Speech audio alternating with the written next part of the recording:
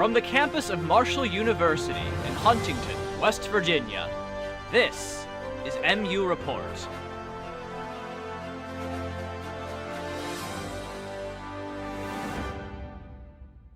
Hello, and thanks for joining us for another edition of MU Report Spring 2023. I'm Connor Woodruff. MU Report is a student-produced newscast of the W. Page Pitts School of Journalism and Mass Communications at Marshall University. You can catch this broadcast anytime on Facebook and on YouTube. Now, on to a breaking story, then announcements. A student and resident advisor was found dead in his Willis Hall dorm room.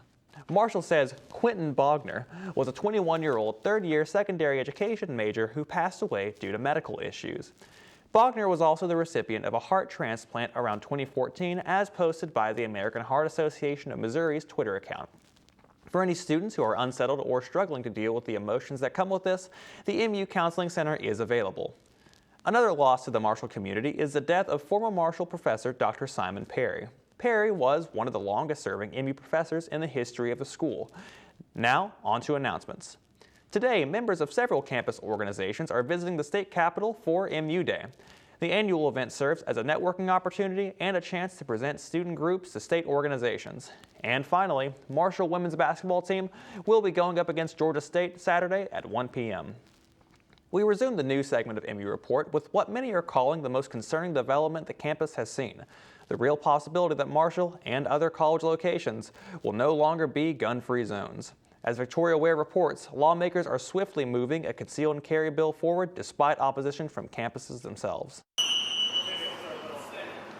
The Campus Concealed Carry Bill, which is officially titled the Campus Self-Defense Act, would allow weapons like these to be carried on college campuses by individuals with a permit. The bill has been met with controversy and pushback, with Marshall University's president Brad Smith and West Virginia University's president Gordon Gee opposing the bill. And in Marshall's Student Government Senate, a resolution opposing concealed carry on campus passed. Many students say that the implementation of the bill could pose serious risks. I don't think we need to have guns on campus. I think it increases danger for everyone. Supporters of the bill say that allowing concealed carry on campus would improve safety and has the potential to lessen the number of assaults that take place. Lawmakers in Charleston seem to be saying that police officers on campus may not be quite enough. Wayne LaPierre, the former president of the NRA,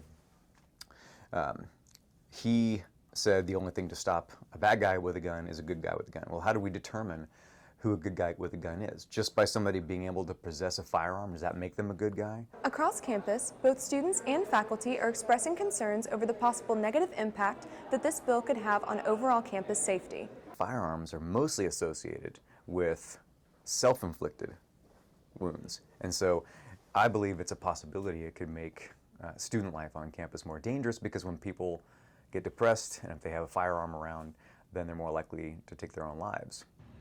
Although the bill has various exceptions in regard to where firearms could be carried, many on campus are raising concerns ranging from the potential costs of implementing the bill to the potential for increased violence. Victoria Ware, MU Report. The bill passed the West Virginia Senate and is making its way next through the lower chamber, the House of Delegates.